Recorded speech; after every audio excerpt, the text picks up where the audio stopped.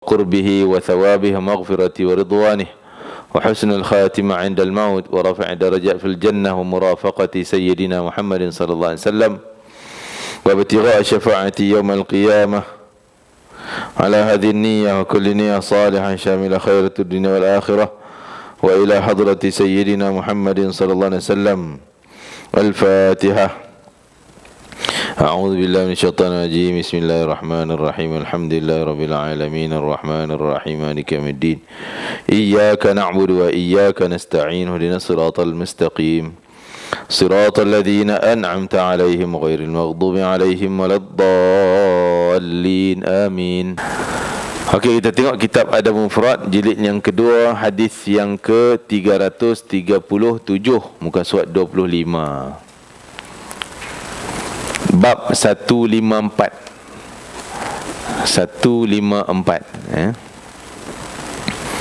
Bab man athna ala sahibihi in kana aminan bih. Menyatakan orang yang memuji ke atas sahabatnya jika dia benar-benar kenal, percaya sungguh. Maksud bukan baru kenal sehari dua, tapi puji melambung. Cara nak mengenali orang ni akan kita sebut nanti. Jadi kita tengok hadis marfu' an Abi Hurairah radhiyallahu anhu anna an-nabiy sallallahu alaihi wa alihi wasallam qala ni'mar rajulu Abu Bakrin ni'mar rajulu Umaru ni'mar rajulu Abu Ubaidah, yakni Ubaidah bin Jarrah, ni'mar rajulu Usaid bin Khudair, ni'mar rajulu Thabit bin Qais bin Shammas, ni'mar rajulu Mu'adh bin Amru bin Jammuh, ni'mar rajulu Mu'adh bin Jabal. وقال وبئس الرجل فلان وبئس الرجل فلان حتى عد سبعة. Daripada Sayyidina Abu Hurairah radhiyallahu anhu, dia berkata bahwasanya baginda Nabi sallallahu alaihi wasallam telah bersabda, sebaik-baik lelaki adalah Sayyidina Abu Bakar As-Siddiq radhiyallahu anhu. Sebaik-baik lelaki adalah Sayyidina Umar radhiyallahu anhu. Sebaik-baik lelaki adalah Sayyidina Abu Ubaidah, yakni Ubaidah bin Jarrah radhiyallahu anhu. Sebaik-baik lelaki adalah Usaid bin Khudair radhiyallahu anhu. Sebaik-baik lelaki adalah Thabit bin Qais bin Shammas radhiyallahu anhu. Sebaik-baik lelaki adalah Mu'adh bin Amru bin Jammuh radhiyallahu anhu, radhiyallahu anhuma. Elok radhiyallahu anhuma sebab Mu'adh dan bapa dia pun dua-dua sahabat. Sebaik-baik lelaki adalah Mu'adh bin Jabal radhiyallahu anhu. Nabi sallallahu alaihi wasallam telah bersabda, seburuk-buruk lelaki adalah fulan, fulan, fulan. Nabi sebut sampai 7 orang. Okey, pengajaran daripada hadis ni dia letak dalam tajuk, kita boleh puji orang kalau kita kenal sungguh-sungguh peribadi dia. Kenal sungguh peribadi dia.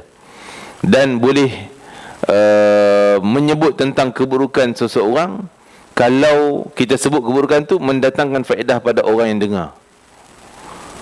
Kan? Ada faedah kalau kita sebut keburukan dia. Boleh. Faedahnya apa? Sebut keburukan orang. Faedahnya untuk orang tu selamat kenal dia. Jangan termakan dengan umpan dia, kan? Tahu, oh rupanya dia ni nampak je baik, dia ni gini. Ataupun sebut keburukan dia dalam macam cikgu disiplin ke, bincang cikgu, anak murid ni macam ni, anak murid macam ni, contohnya kan. Ataupun kita ni ada orang nak mai jadi sahabat dan sebagainya, boleh bincang, boleh sebut keburukan dia. Nabi pernah sebut keburukan seorang lelaki. Dia ada family lelaki ni, family lelaki ni nak minang seorang anak dara, family perempuan. Jadi 2 orang masuk minang dia. Jadi mak ayah dia pergi tanya Rasulullah, ya Rasulullah, mana bagi pandangan mana satu, A ke B? Maka Nabi kata, yang ni kedekut duit, kedekut harta, dia kata. Yang seorang lagi pula malas. Gitulah antara Nabi sebut. Jadi Nabi sebut keburukan. Ada faedah? Ada, sebab nak kahwin, nak kenal sungguh latar belakang dia. Serah pada family untuk pilih.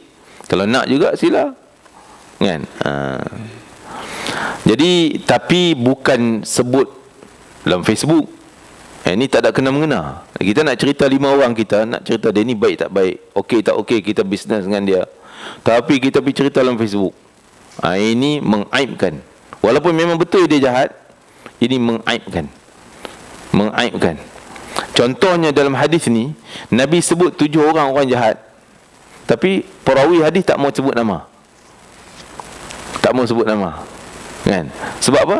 Sebab hadis ni diceritakan di zaman Nabi. Dia pun kenal lah, dia beritahulah Nabi sebut nama A bin B, B bin C dan 7 orang. Tapi setelah zaman sahabat habis, Nabi dah wafat, mereka tak perlu lagi nak sebut nama orang tu, kan? Dia skipkan nama tu. Sebab dia dah meninggal dah habis dah, kejahatan dia pun tak ni dah, tak perlu dah nak sebut, kan? Macam kita, bila orang jahat tu yang dah meninggal, lebih baik kita tak payah cerita keburukan dia. Tutup lah. Kalau nak cerita pun, cerita perbuatan jahat dia aja, tak payah sebut nama dia, kan? Sebab kalau dia hidup, memang kita cerita A bin ni contohnya, kan? A bin B ni seorang contohnya. Sebab supaya orang tak kena, dia datang ke tempat kita, kita sebut nama dia. Tapi kalau dia dah meninggal, tak ada apa-apa dah, tak payahlah. Kita nak cerita pun cerita keburukan dia, perbuatan dia sahaja. Yang pertama. Yang kedua, yang diakui oleh orang ramai. Bukan kita seorang nampak baik, tapi orang lain semua nampak tak baik, kan? Diakui oleh, oi, haji ni pun berurusan dia baik, ni pun percaya, ni percaya, ramai. Boleh kita sebut-sebut tentang kebaikan dia. Mana tahu dia dengan kita aja baiknya, tapi dengan orang lain dia dedahkan taring dia, lain, kan? Dan begitu juga dalam hal keburukan. Mungkin dengan kita jadi marah, seorang kita jadi benci, dengan orang lain dia baik. Tak payah kita nak mempengaruhi orang lain yang baik dengan dia untuk nampak dia jahat. Tak payah. Kecuali kalau datang daripada orang yang seperti Rasulullah SAW. Walaupun Nabi seorang je tahu, orang lain tak tahu. Seperti Nabi kata, orang ni munafik. Siapa kenal dia munafik? Pengiktirafan daripada Nabi ni pengiktirafan yang paling tepat, kan? Begitu juga pengiktirafan daripada para sahabat dan sebagainya. Sahabat Nabi yang Nabi dah iktiraf, sahabat aku ni takkan bohong. Sahabat Nabi, kullu ashabi udulun, semua sahabat aku ni adil belaka, boleh percaya, kan? La tasubbu ashabi, jangan kamu nak cerca, nak hina sahabat-sahabat aku. Jadi kalau pengiktirafan daripada para sahabat, yang betul. Para sahabat takkan tipu, takkan ni dan sebagainya. Jadi di sini Nabi susun Abu Bakar, Umar, Abu Ubaidah bin Jarrah. Mungkin bukan sahabat lain. Siapa dia? Osman tak ada dalam ni? Ali tak ada dalam ni? Tak baik ke orang tu? Tak, mungkin ketika ni yang ada orang-orang tu. Jangan kita kata ni Osman tak ada apa ni, Ali tak ada apa nama dia, kan? Abu Hurairah tak ada apa nama dia. Tak baik ke? Tak, bukan. Mungkin depan yang ada sekarang ni, kita sebutlah ni yang ada sini. Orang lain yang luar sana pun ada juga yang baik-baik, tapi dah tak ada dalam majlis tu, tak sebut, kan? Kemungkinan kita kata Sayyidina Ali contohnya, mungkin tak ada nama sini, tak ada dalam majlis Nabi sebut ketika ni. Bukan kerana dia tak baik. Sedangkan Waalaikumsalam. Sedangkan Sayyidina Ali, Masya Allah, beberapa hadis yang lain yang memuji kedudukan Sayyidina Ali. Nabi kata, aku ana madinatul ilmi wa Ali babuha. Aku ni bandaraya ilmu, Ali itu pintu. Maksudnya nak dapat ilmu aku kena menjadi Sayyidina Ali, seolah macam tu.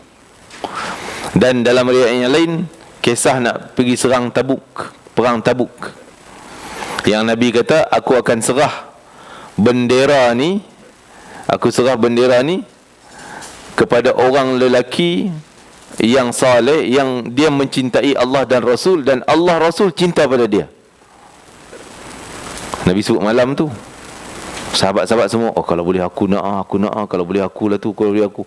Sayyidina Umar kata, aku tak pernah minat nak jadi pemimpin, komander tentera, kecuali malam tu aku nak sangat. Nak bukan kerana nak jawatan, tapi kerana nak title Allah, dia cinta Allah, Allah cinta dia. Dia cinta Rasul, Rasul cinta. Nak dapat tu, teringin yang tu, bukan teringin nak jadi pemimpin, kan? Semua orang, semua sahabat, malam tu mereka bukan bicara tentang perang. Esok nak pergi perang, yang Nabi kata Nabi kata lelaki itu akan Allah beri kejayaan dengan dia. Dengan sebab dia Allah bagi kejayaan. Jadi bukan fikir nak berjaya, aku jadi ketua berjaya, tapi fikir nak dapat cinta Allah dan Rasul. Yang Nabi kata dia cinta Allah dan Rasul, Allah dan Rasul cinta dia. Jadi besoknya semua orang ternanti-nanti. Kau boleh Nabi sebut nama aku, nama aku, nama aku. Tiba-tiba Nabi tanya, mana Ali? Sayyidina Ali tak ada di sini dalam majlis itu. Sahabat kata, Sayyidina Ali dalam kemah, dia sakit mata, ramat, mata merah, tak boleh buka mata. Patutnya kerana ikut tak penting Ali tu, yalah dia sakit, tak apalah, excuse dia, ambil lah orang depan-depan ni. Tapi Rasul kata, pergi bawa dia sini, bawa dia sini, pimpin Sayyidina Ali ke depan Nabi. Kenapa? Mata sakit. Nabi ludah tu dikatakan mata dia terus celik dan sihat, macam tak kena langsung penyakit. Bukanlah beransur-ansur 100% hilang. Kena elok Nabi je ke muka mata dia. Terus mata jadi baik dan sihat. Dan setelah tu Rasulullah kata, nah ambil bendera ni, terus masuk medan perang dan jangan pusing ke belakang. Wala taltafit, jangan pusing belakang. Kita buat filem, jangan pandang belakang, kan? Hantu jangan pandang belakang. Jadi Sayyidina Ali pun jalan 2-3 langkah, dia berhenti. Ya Rasulullah, aku nak tanya satu soalan. Engkau suruh aku perang ni sampai mana? Maksudnya sampai bila? Adakah sampai terbakar semua rumah, sampai mati habis 100% baru stop? Untuk apa aku perang? Nabi ialah yang paling jahat pada Nabi, orang Yahudi ni Yahudi Khaybar ni orang paling khianat pada Nabi, paling jahat, putar belit macam-macam, kan? Tapi Nabi tak kata bunuh semua orang, hancur rumah, terbakar semua orang, bakar semua orang. Ada. Nabi kata engkau mula sekali engkau ajak mereka syahadah masuk Islam. Jadi matlamat perang ni bukan nak bunuh, matlamat perang nak ajak masuk Islam. Kalau tak nak dia nak lawan juga, tak nak syahadah, baru lawan. Kalau dia dah ucap syahadah, okey, letak pedang, maksudnya jangan bunuh dia. Tu matlamat. Dia paksa, bukan tak boleh paksa. Ada dalam perang, peperangan paksa. Dia ada 2 pilihan. Masuk Islam, selamat. Tak masuk Islam, mai perang. Perang tetap dah medan perang, bukanlah tak. Contoh jiran ke, kita kata kau masuk Islam, tak masuk Islam aku serang kau. Tu tak boleh, bukan situasi perang. Ini memang medan perang. Cuma Nabi utamakan masuk Islam, selamat. Tak masuk Islam, kita perang. Seperti mana tujuan kita datang, nak perang, kan? Kan? Alamak, ada call pula. Tak apa, kejap lagi. Apa ni? Apa tadi? Sayyidina Ali. Maksudnya nak sebutnya Sayyidina Ali ada, Nabi puji sekian. Sahabat Nabi yang lain, Sayyidina Amr bin Jamuh pun Nabi puji. Ramai lagi lah sahabat lain yang Nabi puji-puji kedudukan. Tapi dalam hadis ni Nabi sebut nama ni tak ada pun Ali, Osman. Sayyidina Osman bin Affan Nabi puji, kan? Jadi jangan kita apa orang kata fikir yang sebaliknya. Contoh Nabi sebut orang ni baik, sebaliknya yang tak sebut tak baik ya. Jangan fikir macam tu. Okey, dan tentang orang yang tak baik tadi ni, bi'sa, seburuk-buruk, ada sebab, bukan Nabi sengaja-ngaja benci kat dia. Kan? Ada sebab. Dan Nabi isytiharkan macam tu supaya sahabat-sahabat berhati-hati dengan tingkah laku mereka yang tak betul. Tapi adab ahli hadis dalam hal benda yang tak baik, mereka tak sebut nama. Kita pun nak cerita, tak ada faedah pun, seronok cerita je. Hal surat khabar tadi orang tu kan, baik kita sebut nama. Cerita ambil iktibar perbuatan tu cukup. Kan? Seperti kisah kan hadis Innamal a'malu binniyat. Kan kisah apa di situ? Kisah lelaki hijrah kan, yang pergi kepada perempuan tu. Dia tengok perempuan tunang dia pergi hijrah Madinah, dia pun nak, aku pun nak pergi ke, tidak terlepas pergi boleh ke orang lain. Dia pun pergi. Itu pun Nabi sebut, siapa yang hijrah kerana Allah dan Rasul, dia dapat Allah dan Rasul. Siapa yang hijrah kerana perempuan, sahabat Nabi kenal siapa lelaki tu, Imra'u Qais disebutkan, tapi perawi hadis tak cerita orang tu. Perawi hadis tak sebut nama orang tu, silentkan nama dia, nak jaga maruah dia, kebaikan dan sebagainya. Jadi begitu dalam hal kesalahan-kesalahan, kebanyakan perawi hadis tak nak sebut nama, tak nak sebut nama. Tak dikira 261. Bisa nak nombor Dah Nabi tahu niat dia. Niat dia first kali kerana perempuan. Oh, perempuan tu pergi, aku pun nak pergi. Lepas tu baru tak apalah kerana Allah. Jadi kerana Allah ni list yang kelima. Tak dapat lah kan. Kerana Allah dan Rasul, kerana nak hubung silaturahim, ikut perempuan tu tak apalah juga kan. Tapi dia kerana perempuan tu dulu. Nabi tahu niat dia yang sebenar, ya. Jadi kita ni nak datang ni kena betulkan niat, kan? Nak datang ke majlis ilmu ni kenapa? Pasal apa datang sini? Oh, ini ada makan sedap ni, nak pergi makan. Lah, ini bukan orang sini baik-baik lah kan. Ni contoh, kan? Mai nak apa ni, nak makan. Lepas tu ada ilmu, tak apalah, dengar-dengar je lah majlis ilmu. Okey lah, dapat lah. Tapi kalau kita buat persen tu mungkin 1% ataupun 0.001%. Pahala celup, orang kata celup majlis ilmu, dapat juga. Tapi banyak benda yang dia rugi. Kalau daripada rumah dia niat semata-mata kerana Allah Ta'ala, ni datang majlis ilmu ni kerana perintah Allah, taat perintah Allah, nak bertakwa kepada Allah Ta'ala, nak ikut sunnah Nabi SAW, nak menghubung silaturahim, nak menggembirakan saudara muslim. Ada kita niatnya tu. Kita datang daripada rumah lagi, pahala dah catat. Minyak kereta kita dikira hubung silaturahim, tol kita bayar dikira jihad fi sabilillah, segalanya. Tayar kita haus juga tayar, kan? Pahala di sisi Allah Ta'ala.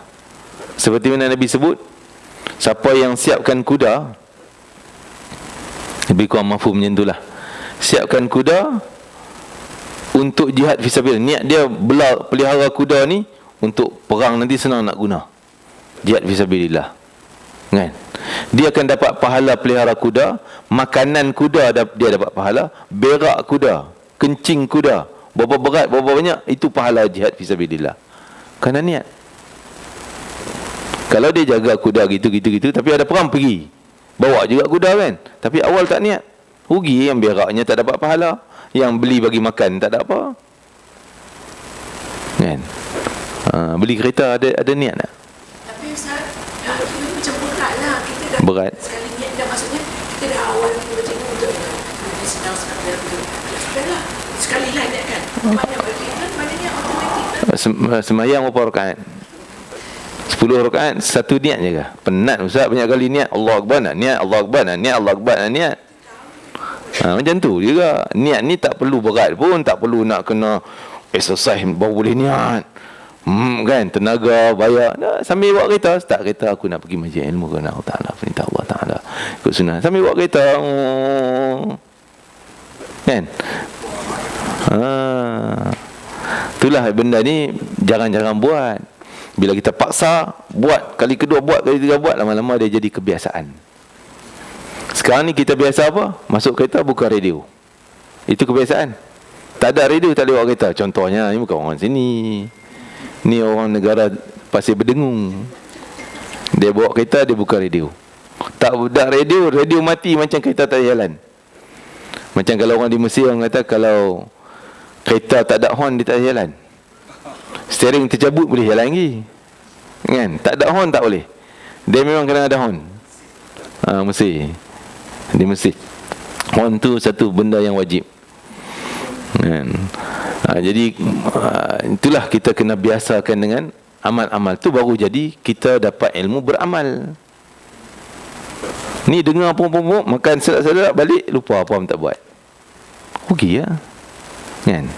Biar kita buat sekadar yang kita mampu, ya. Kita usaha buat juga. Benda mudah ni, bab niat ni tak perlu tenaga. Tak perlu wang ringgit. Tak perlu penat pun. Start kereta niat. Nak datang mana? Nak pergi kuliah kerana Allah Ta'ala, ikut sunnah Nabi SAW, nak cari redha Allah, nak cari pengampunan Allah Ta'ala, nak menggembirakan saudara muslim, nak menghidupkan majlis ilmu. Contohnya tu, lagi banyak kita tambah cabang niat, semua tu Allah catat sebagai pahala. Hubung silaturahim, kita pergi masjid, kan? Pergi masjid, niat kerana Allah Ta'ala, ikut sunnah Nabi SAW, dan nak menghubung silaturahim. Kita pergi, Assalamualaikum ni bagaimana? Dapat pahala silaturahim. Tengok senyum ya. Tak tegur pun, dapat pahala hubung silaturahim. Tak. Jadi itu kekuatan niat ni sangat luar biasa. Niatul mukmin khairum min amali. Niat seorang mukmin tu lebih baik daripada amalan dia. Pasal apa niat lebih baik daripada amalan? Sebab amalan mungkin jadi terbatal. Kita punyalah semayang banyak, jadi takabur. Saya ni semayang dah berpuluh tahun dah, awak baru 2 hari nak semayang. Habis lingkup, kosong semayang kita. Tapi niat boleh kita bangga macam tu? Tak dapat nak dibangga. Nak bangga apa? Oh, saya niat banyak. Siapa nak peduli engkau niat banyak? Jadi niat tak jadi bahan boleh takabur. Niat tak akan boleh jadi bahan untuk riak. Sebab benda dalam, orang tak nampak pun, kan? Jadi kalau amalan orang nampak, mungkin nak tunjuk ke orang, boleh jadi terbatal. Sebab tu niat tu lebih baik. Dan dengan niat yang betul, benda yang kecil pun pahalanya besar. Kan? Kalau niatnya salah, benda buat banyak pun dapat sikit-sikitnya lah, kan? Contoh kita ialah kalau datang majlis ilmu ni, tak niat kerana Allah dan Rasul, tak niat jihad untuk jalan Allah Ta'ala, jihad fisabilillah, kan minyak kereta kita habis banyak juga, banyak tolnya, banyak penatnya masa perjalanan jam tu. Rugi. Tak mendatangkan, tak menjana kekayaan akhirat kita. Itu. Dan kalau kita niat yang berbagai tadi, sekali datang, sejam 2 jam kita datang, tapi macam kita buat amalan 24 jam. Jadi maksiat kita tak kena buat dah, tak patut buat maksiat. Tapi kita niat kena buat maksiat. Kita niat kan? Niat tak nak buat maksiat. Iyalah, amal soleh, baik. Dia niat ni tak semesti macam semayang, nak usolli Allah, usolli. Dah sambil sebut apa tujuan kita nak buat ni, nak pergi mana ni, nak buat apa ni. Oh, nak pergi taat perintah Allah. Cakap dalam hati kita je. Lepas tu saya pernah ikut, Masya Allah, para ulama-ulama ni nak keluar, dia kumpul dulu Fatihah. Itu dia sebut niat dia. Jadi kita pun sama-sama baca Fatihah dengan dia, seolah kita pun bersama dengan apa yang dia niat, kan? Kita keluar pergi macam tu je. Jadi banyak benda yang kita terlepas daripada menjana pahala. Taklah kata dosa, tak berdosa pun, tapi rugilah, tak dapat. Patut dapat sejuta, tapi dapat, tiba-tiba dia buat pergi dapat 100 je. Untung dia 100 je, kan rugi tu, kan? Banyak. Tak niat. Kalau pergi kerja pejabat, niat kerana Allah dan Rasul, niat nak mencari nafkah halal, dah catat pahala tu. Berapa jam penat duduk depan komputer, duduk di meja jabat, pahala jihad fisabilillah. Ya.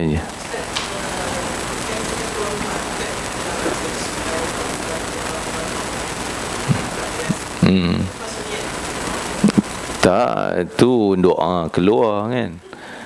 Doa amalan tu, amalan dapat pahala amalan tu. Tapi apa tujuan nak pergi mana tu? Mungkin kita keluar tu pergi pasar, keluar tu jumpa kawan, keluar tu pergi masjid ke, keluar tu pergi kuliah ke, keluar tu saja nak jogging ke, keluar baca doa juga. Tapi ke mana kita nak buat ni? Nak buat apa ni?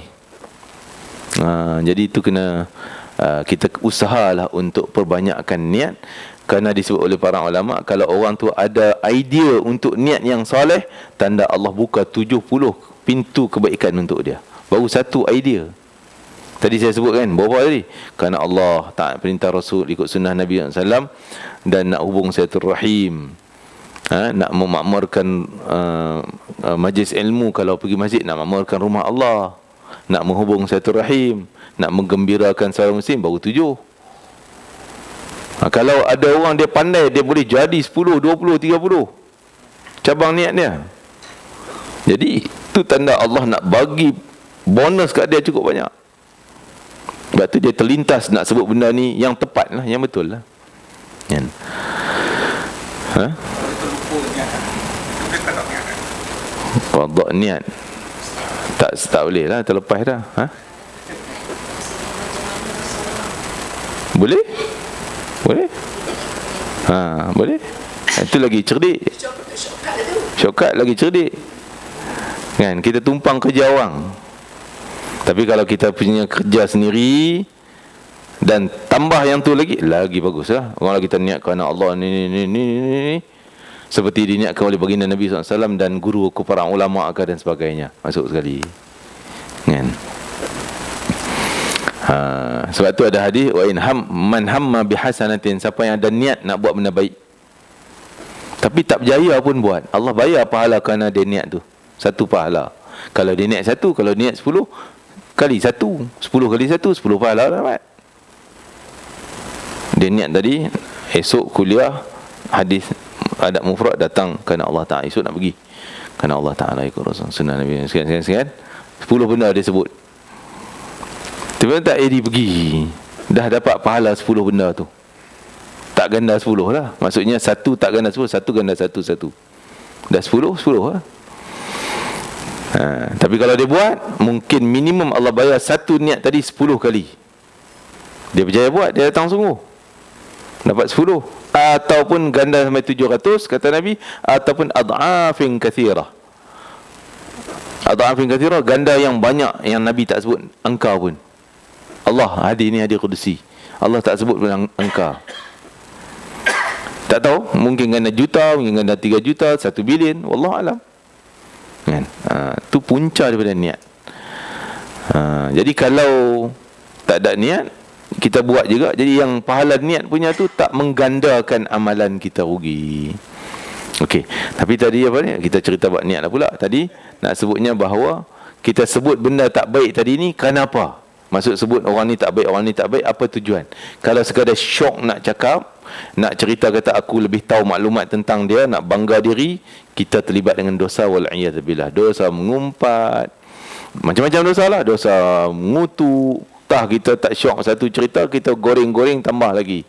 Dah masuk fitnah, tohmah, macam-macam dapat. Tapi kalau ada tujuan yang baik nak cerita ni, supaya kau berhati-hati, kan?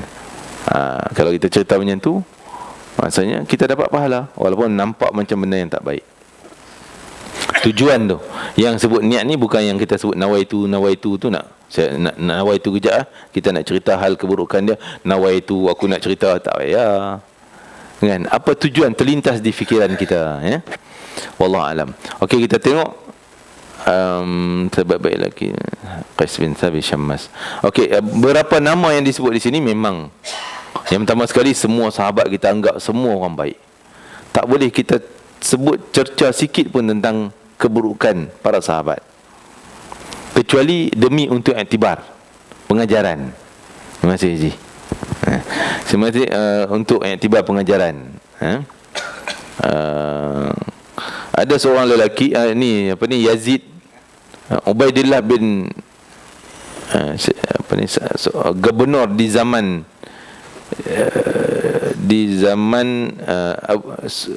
Sayyidina Muawiyah bin Abi Sufyan, khalifah Umawi yang pertama.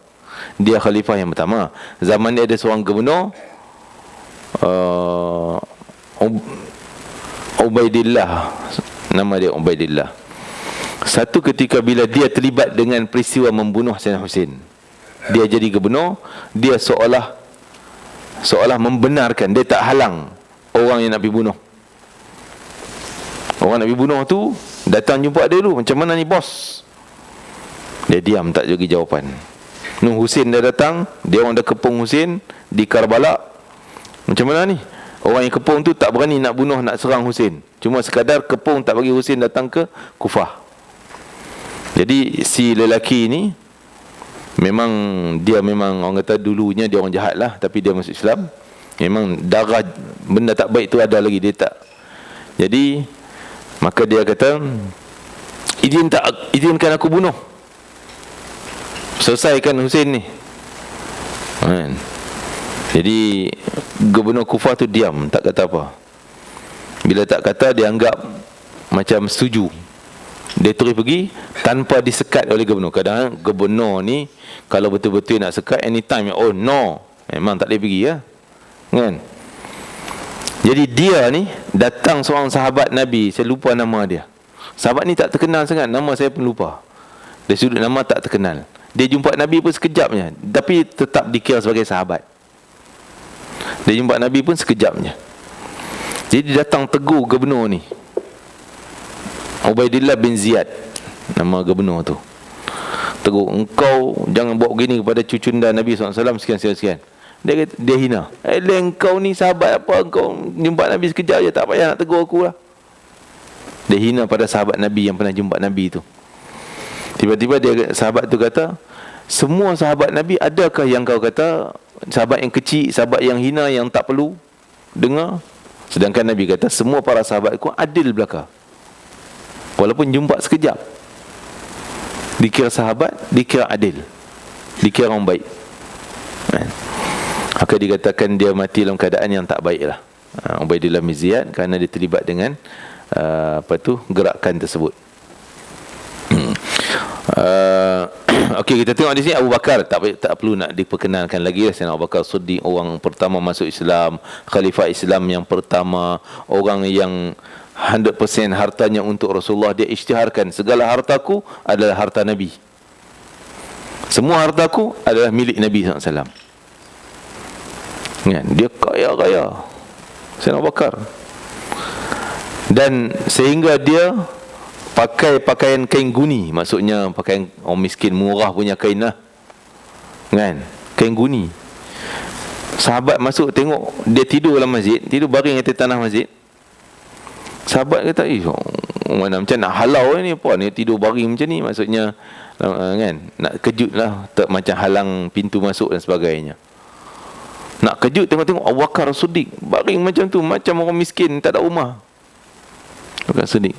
Sampai Nabi punya sayang pada Sayyidina Abu Bakar, Nabi isytiharkan, semua pintu masjid tutup kecuali pintu Abu Bakar Siddiq, jangan tutup. Tahu pintu Abu Bakar Siddiq mana? Kan?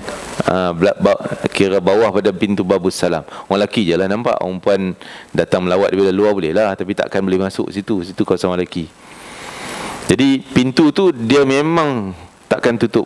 Zaman corona pun, Covid pun, dia tak tutup. Pintu lain tutup, pintu tak tutup. Cuma dia ada buat pengadang juga kan. Kalau dia tak bagi masuk, dia buat pengadang dengan canvas tu lah. Tapi pintu takkan tutup, kerana Nabi sebut. Kerana apa itu? Kerana yang pertamanya Nabi sayang pada Abu Bakar.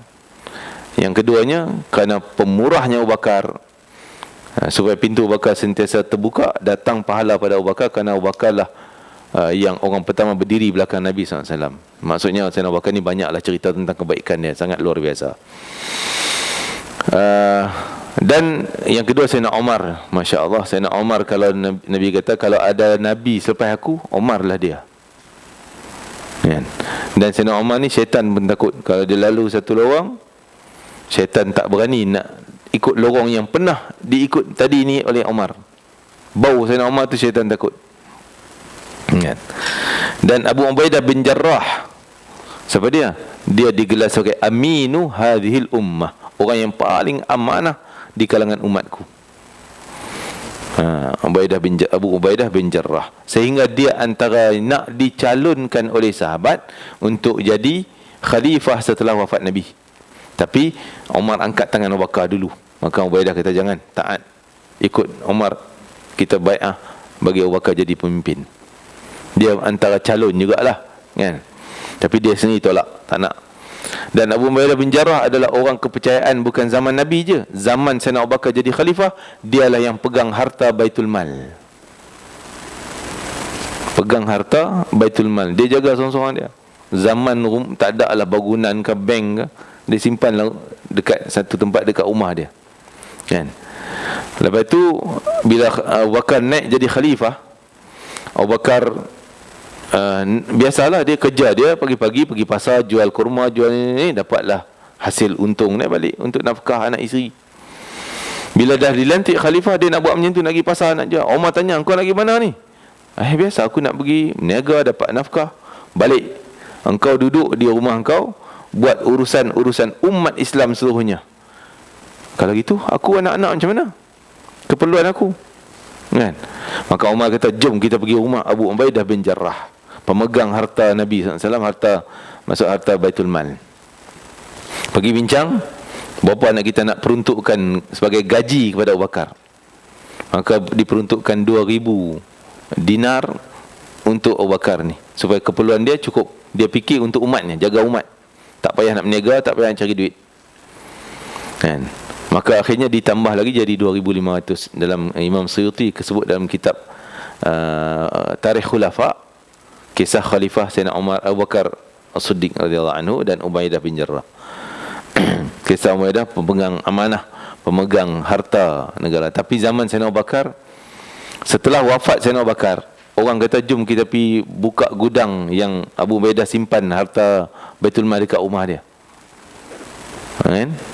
Ajak Abu Ubaidah suruh buka, nak tengok baki berapa. Buka apa satu pun tak ada. Sebab Sayyidina Abu Bakar Siddiq, dia punya style, dia tak nak simpan. Dapat hari ni selesai. Dapat hari ni selesai. Selesai bukan peribadi, tapi untuk orang yang memerlukan. Sampai bila dia meninggal, memang tak ada harta harta Baitul Mal tu digunakan untuk fakir miskin. Okey, sebenarnya disebut Usaid bin Hudair. Saya tak tahu sangatlah latar belakang dia, cuma ada kisah luar biasa dia. Dia baca surah Kahfi. Dalam rumah waktu malam, dia baca surah Kahfi. Kuda yang dia tambat kat luar tu melompat-lompat, mengotak-otak, bunyi. Macam takut pada benda-benda yang menakutkan. Dia pun keluar tergesa-gesa tengok. Bila dia keluar, kuda dia duduk tenang, relax. Tenang, tak ada apa pun. Tengok ikan kau ada ular ke benda ke, tak ada. Tak ada apa kot. Okeylah, masuk, sambung lagi baca surah Kahfi. Mengontak-ontak lagi kuda dia, melompat-lompat. Dia keluar lagi kedua, tengok tenang pula. Begitu 3 kali. Lepas tu dia pun dah sadaqallah azim, dah tak senang hati. Dia pergi jumpa Nabi SAW, cerita, "Kenapa ni ya Rasulullah?" Tapi bila dia keluar kali ketiga tu, nampak cahaya putih memanjang daripada bumbung rumah naik ke langit, macam ada spotlight naik atas, menakutkan dia. Jadi jumpa Nabi, Nabi kata, dia cerita benda takut tadi, kuda aku merontau tapi aku nampak cahaya naik atas. Dia tak cerita dia baca surah Kahfi. Tapi Nabi terus kata, "Mungkin kau baca Quran tadi." Tengah baca Quran tadi, surah Kahfi tadi. Kan? Nabi teka tu kena. Bukan teka lah tu, ilmu Nabi, wahyu Nabi kepada Nabi SAW. Jadi betul, kerana tu Nabi kata, cahaya yang para malaikat datang berduyun-duyun kerana bacaan kau. Itu hebatnya Usaid bin Khudair, bacaan Al-Qurannya diberi perhatian oleh para malaikat. Dan Thabit bin Qais, saya tak tahu sangat ceritanya. Mu'adz bin Amr bin Jammuh. Siapa dia Mu'adz bin Amr bin Jammuh? Bapa dia Amr bin Jammuh. Bapa dia ni bapa dia bisnes buat berhala jual untuk sembah. Buat berhala macam-macam lah, bentuk macam ni, macam tu, yang duduk ke, yang berdiri ke, berhala ni jual. Lebih kurang zaman remaja ni. Dia masuk Islam bersama dengan Mu'adz bin Jabal. Jadi dia fikir macam mana nak bagi Islam ayah dia ni. Duk sembah berhala, buat berhala, percaya sangat. Maka satu hari ayah dia nak musafir pergi, nak buat bisnes lah, nak ambil bahan, nak buat berhala ni. Jadi seperti biasa, sebelum keluar dia sembah dululah, minta dia punya berhala dia selamatkan perjalanan. Pergi lah, dia tengok, okey, pergi. Dah keluar, dia ambil berhala tadi ni, dia ketuk-ketuk, patah tangan, patah tengkuk, patah kaki, letak tempat lengguk sampah sekali dengan tai-tai anjing semua. Anak dia ni, Mu'adz ni, Mu'adz bin Amr. Jadi sekian lama ayah dia balik. Seperti biasa nak bersyukur lah, kononnya depan berhala, tengok, tak ada. Dia tanya kalang kabut, mana berhala dia? Semua kata tak tahu. Mu'adz pun kata tak tahu. Kan? Akhirnya Muaz ni buat-buatlah macam, oh ni jumpa kat sini. Nampak tangan terkeluar daripada longgok sampah tadi. Maka Amru pun ambil menangis dia sambil usap anak dia, racunkan sikit dengan perkataan dia, kata, ayah nak pergi tadi minta doa kat dia, minta bagi selamat pergi balik. Ayah pergi balik selamat, dia yang tak selamat. Takkan ini Tuhan kita? Dia sendiri tak boleh nak selamatkan diri dia. Terfikir, termenung, terduduk Amru bin Jammuh dengan ayat tu. Akhirnya dia dah hilang kepercayaan pada berhala. Anak dia syahadahkan dia, bawa pada Nabi SAW. Amr bin Jammuh radhiyallahu anhu, Muaz dengan adik dia seorang lagi, Muawwidh, dua beradik. Muawwidh bin Amru, Muawwidh. Ini lebih awal masuk Islam pada ayah dia tadi ni. Tapi ayah dia bila masuk Islam tanya Nabi, ya Rasulullah, aku harta banyak, nak buat apa ni sekarang ni? Sebab harta tu hasil daripada berhala dia dulu. Nak bakar ke harta dia? Turun ayat Quran jawapan persoalan dia. Yas'alunaka madza yunfiqun. Mereka tanya engkau Muhammad tentang bagaimana cara nak guna harta, nak infak ke mana. Amr bin Jammuh, hebatnya dia. Dia antara orang yang banyak sponsor Nabi SAW. Sehingga dikatakan semua perkahwinan Nabi dia yang sponsor buat kenduri. Sehingga orang kenal Amr bin Jammuh tukang buat kenduri Nabi. Tukang buat kenduri Nabi SAW. Akhirnya 3-4 beranak ni, Muaz, Muawwidh, ada seorang lagi, dan bersama Amru bapa dia, si anak nak pergi perang Uhud. Nak pergi perangan Uhud. Dengar-dengar bapa dia Amru bin Jammuh pun nak pergi. Amru bin Jammuh ni cacat, kaki dia kecil sebelah. Jadi cacat apa orang kata tempang kan. Jalan tempang. Jadi nak pergi perang juga. Anak dia kata, ayah tak payah pergi, ayah dah tua, dah begini uzur, tak payah pergilah, duduk rumah je. Dia senyap sedih nak lawan, dia orang tua kan, tak nak lawan. Jadi tapi dia tak senang nak pergi juga. Dia pergi mengadu pada Nabi, ya Rasul, aku nak pergi, anak tak pergi. Nabi panggil anak-anaknya, Muaz dan Muawwidh, dua orang, mai duduk ni. Nabi pesan, kalau ayah kau nak pergi, jangan halang. Tapi wahai Amru, engkau kalau tak pergi pun ada uzur, tak berdosa. Dikira uzur lah kan? Dia cacat macam tu, dia pun dah berumur tua dah. Tapi kalau kau nak pergi, si anak jangan halang. Ya, anak dia pun tak kata apa, dia pun pergi juga. Nak juga, dia pergi dengan adik ipar dia. Jadi 4 orang, 2 anak, 1 ipar dia bersama Amr bin Jammuh. Pergi, isteri dia pun duk bantu keluarga isteri yang lain untuk buat makanan dan sebagainya. Bila selesai perang, orang bagi tahu Muaz dah syahid. Alhamdulillah. Isteri dia kata, Rasulullah macam mana Rasulullah? Rasulullah sihat tak? Orang beritahu anak kau yang kedua dah syahid. Rasulullah macam mana Rasulullah? Dia tak tanya suami dia tak tanya abang dia tadi, adik dia tadi. Rasulullah macam mana Rasulullah? Lepas tu orang beritahu, suami kau meninggal dah. Iyalah, tak apalah. Rasulullah macam mana? Rasulullah sihat tak? Rasulullah ada apa-apa tak? Tanya Rasulullah. Orang beritahu adik kau dah meninggal. Dia tanya Rasulullah. Maka orang pelik kan dia. Suami meninggal, anak 2 meninggal, tak rasa sedih. Tapi dia tak nak tanya Nabi je. Dia kata, aku, kalau anak aku meninggal, aku bangga. Dia tunggu aku dalam syurga, syahid. Suami semua, aku rela dia orang buat pahala jihad fisabilillah. Tapi kalau Rasulullah meninggal, habis padam Islam. Aku nak ambil tahu tentang berita Nabi SAW. Nak ambil tahu berita Nabi dulu kan? Jadi itulah satu family ni terdidik dengan didikan agama setelah bertukar pada Islam, sehingga semuanya menjadi orang yang mujahid fisabilillah, termasuk isteri dia sekali kan, berjihadnya Allah. Muaz bin Amru syahid. Jadi Nabi sebut dia pun budak remaja, dan cerita dia panjang, cerita dia banyak, cerita dia lah. Kisah dia antara orang yang menyebab membunuh Fir'aun umat Nabi Muhammad. Siapa dia Fir'aun umat Nabi Muhammad? Abu Jahal. Dia orang yang bukan bunuh terus, dia lukakan, cederakan ketika dia budak lagi, belasan tahun. Dua budak tu, dia dengan seorang lagi kawan dia, dua-dua yang terkam Abu Jahal kan. Tuan Muaz bin Amr bin Jammuh radhiyallahu anhuma ni'mar rajul Muaz bin Jabal. Muaz bin Jabal terkenal sebagai orang yang faqih, orang yang sangat alim fiqh di zaman sahabat. Semua sahabat akan rujuk dengan hukum apa ni? Begini boleh tak boleh, tak boleh, jadi macam mufti lah, kan. Tapi dia masih anak muda, remaja.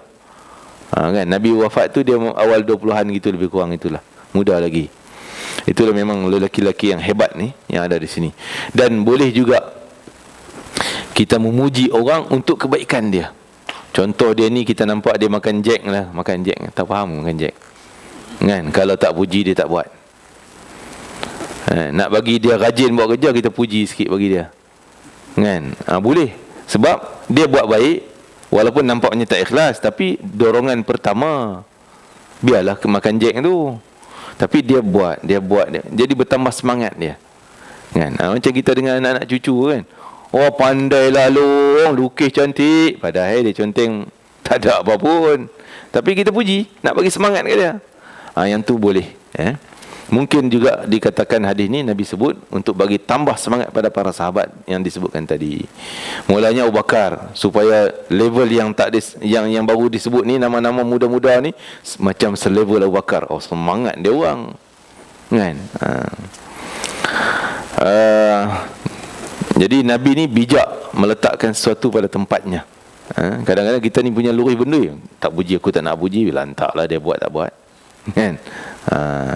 Alhamdulillah, okey. Tapi hati-hati juga kalau puji menimbulkan fitnah. Sebelum ni yang Sayyidina Umar kata, siapa puji aku, kul mik tanah campak atas muka dia, kan. Jadi kena juga bila puji benda yang menimbulkan fitnah. Puji bini orang, bini sebelah geram, ya kan. Oh, dia rajin lah, dia pandai lah, dia gini lah. Ini menimbulkan fitnah. Okey. Sebenarnya kita tengok hadis marfu' daripada Abu Yunus Maula Aisyah radhiyallahu anha. Bila sebut maula ni, mungkin maula tu khadim. Khadim apa? Kalau kita tukang gaji, pembantu, ataupun bekas hamba, boleh jadi. Maula ni kira orang pernah bekerja dengan dia, pernah orang suruhan dia dan sebagainya. Bahawasanya Aisyah radhiyallahu anha telah berkata, seorang telah minta izin untuk bertemu Rasulullah SAW. Maka Rasulullah SAW bersabda, seburuk-buruk orang daripada kabilahnya orang ni, kan. Jadi Nabi dalam rumah, perasan tak kalau kita cerita tiang dalam raudah tu? Kalau ni dinding makam Nabi, ni raudah, mimbar sana, kan, menghadap kiblat, tuan-tuan menghadap kiblat. Mimbar ni tempat mihrab Nabi semayang, ni dinding makam Nabi. Yang betul rapat ke dinding tu tiang utama depan, tiang yang kedua. Atas tu tulis as-sarir.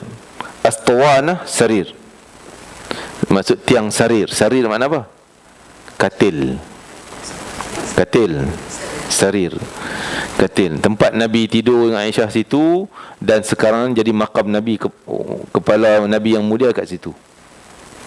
Jadi orang perempuan kalau bagi salam daripada raudah, kalau boleh rapat ke tiang tu lagi cantik. Itu paling dekat, dekat dengan Nabi. Tapi orang lelaki daripada muajahah, daripada depan sana. Itu tiang sarir. Gostan belakang sikit, tiang yang seterusnya, tiang haris. Haris bodyguard, menjaga, jagalah. Sayyidina Ali jaga, sahabat-sahabat gili-gili jaga Nabi. Tiang yang ke belakang lagi satu, itu namanya tiang wufud. Wufud ni delegasi. Delegasi. Jadi kalau orang nak jumpa, selalu tunggu kat situ, Nabi akan keluar jumpa. Pejabat Nabi lah seorang macam tu kat situ, kan. Jadi kawan ni datang nak minta, Nabi suruh bodyguardnya bagi tahu, duduk, suruh tunggu kat situ. Tapi Nabi sebut Aisyah, orang yang paling jahat daripada kabilahnya ni orang ni. Nabi dalam rumah sebut pada Aisyah. Namun tak kala dia masuk jumpa Nabi, Nabi izinkan mai jumpa. Masa dia dan menunjukkan rasa gembira. Nabi sembang dia macam tak ada apa-apa, baik, senyum semuanya, layan dengan baik, dan menyambutnya dengan ceria. Koklah buat masam muka ke dia, jangan jahat, kan. Tak, Nabi sambut dengan ceria. Maka setelah dia keluar, selesai, dia pun balik, lelaki tu. Seorang yang lain minta izin untuk menemui Rasulullah SAW. Orang lain pula datang nak jumpa. Sahabat biasa-biasa ni. Sahabat maksudnya bukan orang jahat tadi, sahabat yang lain. Rasulullah SAW bersabda, sebaik-baik orang daripada kabilahnya ni. Yang datang ni orang baik pula. Yang tadi cerita orang jahat, yang ni orang baik, kan? Sebut pada Aisyah. Maka tak kala dia masuk, laki yang Nabi kata baik itu, Rasulullah SAW tidak menyambut dia seceria dengan orang jahat tadi. Tadi Nabi sembang ceria gini. Tapi orang ni sembang biasa. Kan? Tidak menyambutnya dengan ceria seperti mana tadi baginda menyambut orang yang sebelumnya, dan baginda juga tidak menunjukkan rasa gembira, taklah nampak happy sangat kan. Nabi biasa aja, kalau letih nampak muka letih, gitu je lah. Seperti mana tadi kepada orang yang sebelumnya. Apabila dia keluar, aku, yakni Aisyah radhiyallahu anha meriwayatkan hadis ini, dia tanya, "Ya Rasul, wahai Rasulullah sallallahu alaihi wasallam, engkau telah berkata si fulan tu jahat. Yang ni jahat, yang ni baik. Tapi aku tengok layanan kau dengan orang jahat tadi bukan main ceria. Dengan orang baik ni biasa-biasa aja." Kan? Kemudian engkau menyambutnya dengan gembira orang jahat tadi, dan juga engkau telah katakan fulan ni pula yang baik dari ni, namun aku tidak melihat engkau berbuat segembira, seceria seperti orang pertama tadi. Rasulullah SAW menjawab Aisyah, sungguhnya antara seburuk-buruk manusia adalah orang yang ditakuti kerana sifat jahat dia. Maksudnya kalau Nabi, yang pertamanya, kalau Nabi tak layan dengan baik, dia akan buat jahat. Nabi layan lebih kurang, Nabi ambil lah, buat lebih kurang itu. Sekali dia keluar atas tumbuk orang tu, dia patahkan tiang masjid, dia ni kan. Jadi Nabi gembira depan dia supaya dia lega sikit. Mungkin dia tak jadi nak tonjolkan kejahatan dia, meredakan kejahatan dia tu kan. Tapi dengan orang baik ni, memang Nabi tahu dia orang baik, dan layan macam tu. Dia pun faham cinta pada Nabi, Nabi sayang pada dia kan. Jadi kadang-kadang kita ni tak faham, tengok orang tu layan bukan main ceria, dia ni orang baik ni. Tok guru kita tu, Tok Syekh, Habib kita tu layan dia bukan main baik lagi, dia baik ni orang ni kan. Mungkin ada benda-benda lain yang kita tak faham ya. Tapi mana lagi rapat, mana lagi dekat dengan hati Nabi? Orang yang tadi, yang rapat, kawan rapat, kenalan lama dan sebagainya, walaupun sembang biasa-biasa aje kan. Tak semestinya cara kita layan menilaikan orang tu baik sungguh-sungguh, orang ni jahat sungguh-sungguh. Tak. Kan? Jelas? Masya-Allah. Wallah alam. Yang keduanya, pengajaran yang kedua, Nabi sebut kejahatan tu, mengumpat dengan Nabi ni. Tadi kita beritahu sebab nak warning Aisyah. Macam nak warning Aisyah, beritahu jangan duk percaya cakap dia sangat. Dia ni orang jahat ni. Dia cerita orang jahat, biasalah cerita saya baik, saya tolong, saya buat baik ni. Dia cerita baik dia aja. Nanti Aisyah dengar, fulan tu baik lah, dia buatnya macam. Nabi dah warning dah, dia ni orang jahat. Sebab Aisyah dengar, masuk sini, keluar sini, cukup lah kan. Itu dinamakan inzar. Inzar ni warningkan orang lain, bagi amaran pada orang lain, berhati-hati. Kan, bagi amaran pada orang lain supaya berhati-hati, jangan percaya dengan cakap dia kan. Sebab tu kita pergi depan dengan orang jahat, kalau kita tunjuk jahat sama, apa kau tu? Tunjuk isyarat tangan, siaplah tak lagi. Memang kita cala, tak cala pun tayar pancit. Dia akan timbulkan kejahatan dia, sebab dia orang jahat. Dia tak segan-segan nak buat kan. Tapi kalau kita layan dia dengan baik, mungkin dia, aku jahat-jahat juga, tapi dengan Pak Haji ni aku tak wani, dia baik dengan aku ni, Haji nak bagi makan kat aku semua, kau jangan buat jahat. Saya gangster tu pula tolong kita. Seperti mana Syekh Nuruddin Al-Banjari, hafizahullah ta'ala. Dulu saya pergi ke, sekarang ni masih adalah pesantren dia di Bogor tu. Depan lorong nak masuk rumah ke pesantren dia, lorong gangster. Ada rumah pelacur depan rumah dia, depan pondok dia. Pintu pondok sana rumah pelacur kan. Dah jadi orang senang nak main buat tu. Sampai kalau ada si lelaki ni datang buat situ, bini dia tak berani nak halang ke, nak marah ke kat situ. Takut gangster ni akan pukul kan. Macam tu lah. Orang masuk lorong tu, orang tahu ni memang nak cari perempuan lah, pelacur. Tapi Syekh dapat tanah tu, dia buat pesantren, buat zikir apa semua, sampai dah mula gangster-gangster ni jadi bodyguard pesantren tu. Kau nak masuk, nak cari pelacur pun, jangan buat kat situ. Engkau ambil, bawa pergi keluar, buat tempat lain. Pasal menghormati pesantren ni. Lama-lama dah tak ada, dah tinggal gitu je, kosong itu. Jadi preman dia pun tolong budak-budak tu dan sebagainya. Jadi mungkin layanan Syekh dia tak marah kalau kita apa ni kena dakwah lah, oi rumah ni keluar lah apa semua. Backfire balik, kena kita balik. Kan?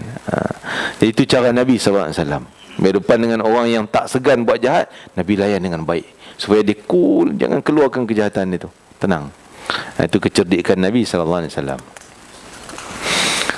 Bab yuhtha fi wujuhil maddahin. Wallahu alam. Ada soalan? 11.40 lah. Kan?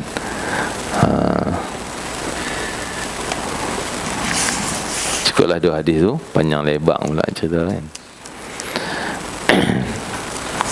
Ya. Alif nun zal. Zai. Bukan zai.